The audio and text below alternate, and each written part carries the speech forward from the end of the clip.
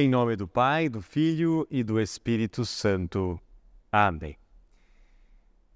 Texto base para esta mensagem é João, no capítulo 8, versículo 31 a 36. A mentira disfarçada da verdade. Diz uma lenda judaica que certo dia a mentira e a verdade se encontraram. A mentira disse para a verdade: "Bom dia, dona Verdade." E a verdade, então, foi conferir se realmente era um bom dia. Olhou para o alto, não viu nuvens de tempestade, vários pássaros cantavam e, vendo que realmente era um bom dia, respondeu para a mentira: "Bom dia, dona Mentira." "Está muito calor hoje," disse a mentira. E a verdade, vendo que a mentira falava a verdade, relaxou. A mentira então convidou a verdade para se banhar no rio. Despiu-se de suas vestes, pulou na água e disse: "Venha, dona Verdade, a água está uma delícia." E assim que a verdade, sem duvidar da mentira, tirou as suas vestes e mergulhou, a mentira saiu da água e vestiu-se com as roupas da verdade e foi embora. A verdade, por sua vez, recusou-se a vestir-se com as vestes da mentira e, por não ter do que se envergonhar, saiu nua a caminhar na rua. Aos olhos das outras pessoas, era mais fácil aceitar a mentira vestida da verdade do que a verdade nua. Qual a relação desta lenda com o texto do Evangelho de João? Esta lenda da mentira e da verdade possui uma rica conexão com esse texto, onde Jesus fala sobre a verdadeira liberdade que vem do conhecimento da verdade.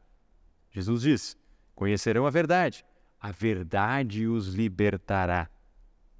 Nessa passagem, Jesus ensina que a verdade é o caminho para a libertação dos enganos e das ilusões que prendem as pessoas ao pecado. A verdade aqui neste texto é oposta ao pecado. Jesus está em um debate com os judeus. Alguns haviam crido nele. Agora Jesus os encoraja, os exorta, explicando-lhes os benefícios espirituais decorrentes de sua fé no Salvador Jesus. "Se vocês continuarem a obedecer os meus mandamentos, serão de fato meus discípulos." E esse versículo não se refere tanto ao progresso duradouro da fé em direção ao conhecimento, mas a uma permanência nos ensinamentos de Jesus. Se refere à fidelidade ao próprio Jesus, seus ensinos, a sua obra salvadora. O reformador Lutero interpretou este versículo na perspectiva existencial e da experiência vivida pelo crente. Diz ele que o verdadeiro discípulo é aquele que permanece fiel ao Evangelho, mesmo diante da cruz e da perseguição. Em outras palavras, é como se Jesus estivesse dizendo: "Se a minha doutrina te agrada, você está bem instruído e sabe de tudo. Se perseverardes na doutrina através da cruz do conhecimento, então tu és meu discípulo." A verdade, lá do versículo 32, mencionada por Jesus, é Ele próprio. A verdade libertará. E assim, os libertados serão pessoas realmente livres. Verdade esta que também é mencionada pelo próprio Jesus no capítulo 14 de João, no versículo 6, quando ele diz: "Eu sou o caminho, a verdade e a vida. Ninguém vem ao Pai senão por mim." A liberdade concedida por Cristo é a de ser verdadeiramente discípulo de Jesus. Por trás dessas palavras está também o novo nascimento que vem através do sacramento do batismo. É Deus agindo na nossa vida, nos regenerando através das águas do batismo e através do seu Santo Espírito. Conhecer a verdade significa que Cristo te redimirá verdadeiramente.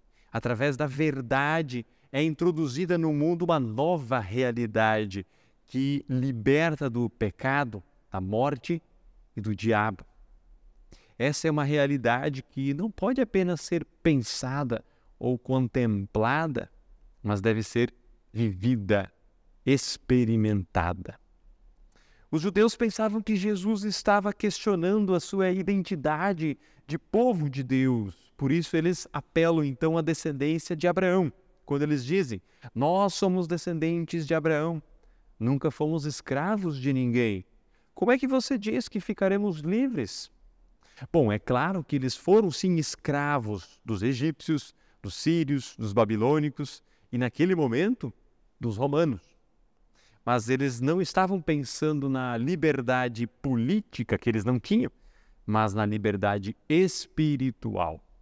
Eles pensavam que, pela obediência às leis do Antigo Testamento, eles poderiam conquistar a salvação.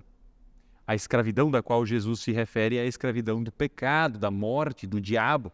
Porque desde a queda, todos os seres humanos são pecadores, escravizados ao pecado, presos ao egocentrismo, condenados à morte, cegos à sua escravidão.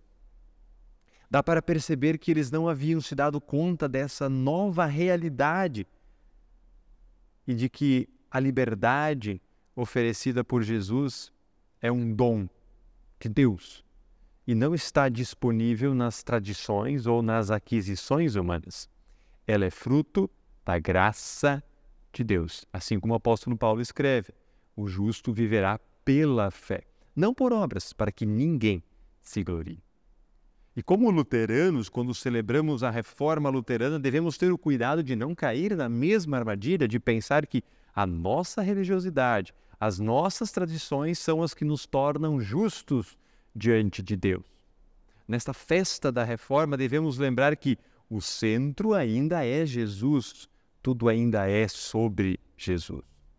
Podemos cair na armadilha de nos orgulharmos e jogarmos a responsabilidade para cima do povo e dizer: está com vocês, é a nossa performance que importa, temos que ser bons herdeiros da reforma, permanecendo firmes na palavra. A bola está com vocês, vocês precisam fazer isso ou fazer aquilo.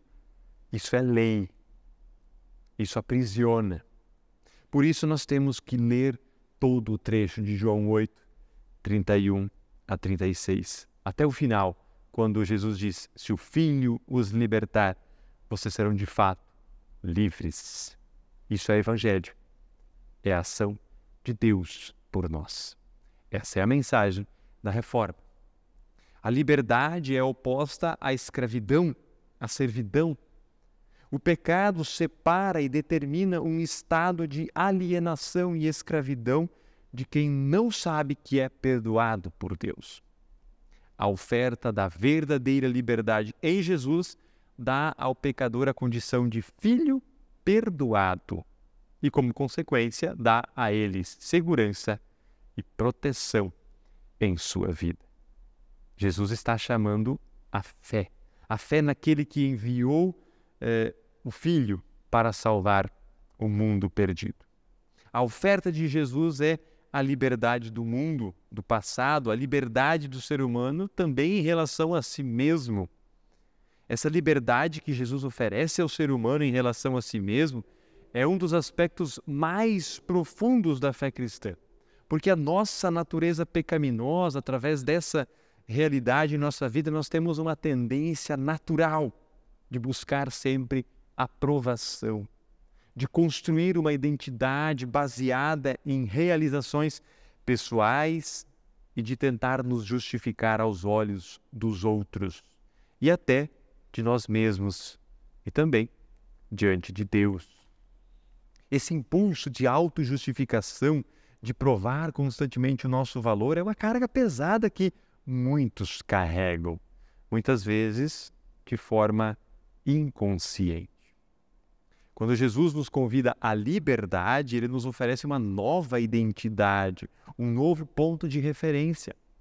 Em Cristo, não precisamos mais nos justificar, porque Ele já nos justificou diante de Deus.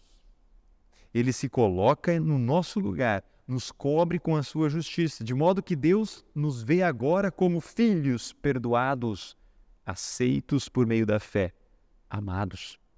A fé em Jesus é um descanso para a nossa alma, porque nos liberta de buscar a salvação em coisas externas ou no desempenho pessoal. Pela fé em Jesus, somos libertos do fardo da autojustificação. Essa liberdade significa que não precisamos mais nos ver através de nossas falhas ou sucessos, porque a nossa verdadeira identidade agora está em Cristo.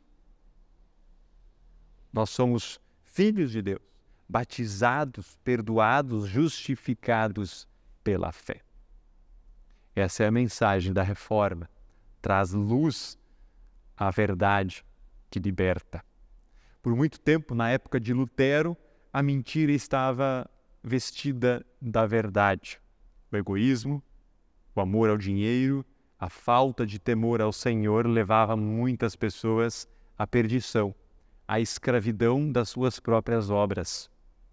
O povo era enganado, era seduzido a confiar em suas próprias obras e em si mesmos para conquistar a salvação, seja pela compra de indulgência, ou o pagamento de promessas, ou o cumprimento de preceitos e tradições religiosas vazias de significado. Na carta aos Romanos, no capítulo 3, versículo 19, Paulo escreve: nós sabemos que tudo que a lei diz é dito para os que vivem debaixo da lei. Então, os judeus que acreditavam em Jesus ali, eles ainda tinham muitos preceitos, muitas leis que eram criadas pelos homens, as quais eles pensavam que por cumprir herdariam a salvação. Mas Paulo continua. Isso a fim de que todos parem de se justificar e a fim de que todas as pessoas do mundo fiquem debaixo do julgamento de Deus. Pois ninguém é aceito por Deus por fazer o que a lei manda, porque a lei faz com que as pessoas saibam que são pecadoras. As Escrituras provam a nossa culpa. A lei serve como um espelho. Quando ouvimos os mandamentos de Deus, eles claramente nos mostram que temos cometido pecados e somos culpados. A lei não salva, ela mostra a nossa necessidade de redenção de Deus. Todos pecaram e estão afastados da presença gloriosa de Deus. É o que escreve Paulo aos Romanos. Usando o versículo 27 também de Romanos 3, nesse dia da festa da reforma, poderíamos nos perguntar, assim como Paulo perguntou àquela congregação de Roma sobre o orgulho. Será que temos motivo para ficarmos orgulhosos? De modo nenhum. E por que não? Será que é porque obedecemos à lei? Como luteranos, poderíamos nos perguntar, será que é porque somos luteranos que nos orgulhamos? Não, não é. É porque cremos em Cristo. A mensagem para esse dia é esta. Assim, percebemos que a pessoa é aceita por Deus pela fé e não por fazer o que a lei manda. Sobre isso fundamenta-se tudo o que ensinamos e vivemos. O artigo 4º da Confissão de Augsburgo, que é um texto confessional da Igreja Luterana, diz sobre a justificação. Igualmente, se ensina e se prega em nossas igrejas que não obtemos o perdão do pecado e a justiça válida diante de Deus por mérito, obra e satisfação nossas, mas exclusivamente pela graça de Deus por causa de Cristo. Quando cremos que Cristo padeceu por nós e que por sua causa o pecado é perdoado e, em troca, a justiça e a vida eterna nos são presenteadas, também se ensina e se prega que Deus quer nos creditar essa fé e considerá-la como justiça e piedade válidas diante dele, conforme diz São Paulo no 3º e 4º capítulos de Romanos. Celebrar a reforma é reconhecer o movimento que trouxe à luz a essência do verdadeiro Evangelho de Deus, contrastando com a falsa segurança de um sistema de obras que por séculos se travestiu de verdade, conduzindo muitas pessoas ao engano. A reforma teve como centro a redescoberta da salvação pela graça, um dom gratuito de Deus, acessível a todos os que creem.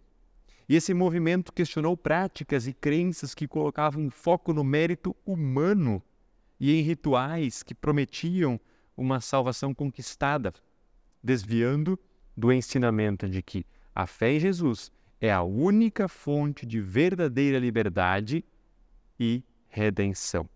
Assim como na lenda do início da mensagem ilustra, a mentira, quando coberta pela aparência de verdade, pode até parecer aceitável ou até mesmo confortável. Contudo, o verdadeiro evangelho não esconde a nossa condição diante de Deus, revelando a nossa necessidade de graça, de misericórdia. A mensagem central da reforma é que a lei expõe o nosso pecado, mas somente o Evangelho de Cristo nos oferece perdão e reconciliação com Deus. Essa verdade transforma a nossa compreensão da fé, afastando-nos da escravidão do pecado e nos conduzindo a uma vida de liberdade em Cristo. O impacto da reforma vai muito além de uma mudança histórica. Ela nos desafia a viver uma fé que não se apoia em nossa performance religiosa ou em tradições humanas, mas se coloca exclusivamente na obra de Jesus.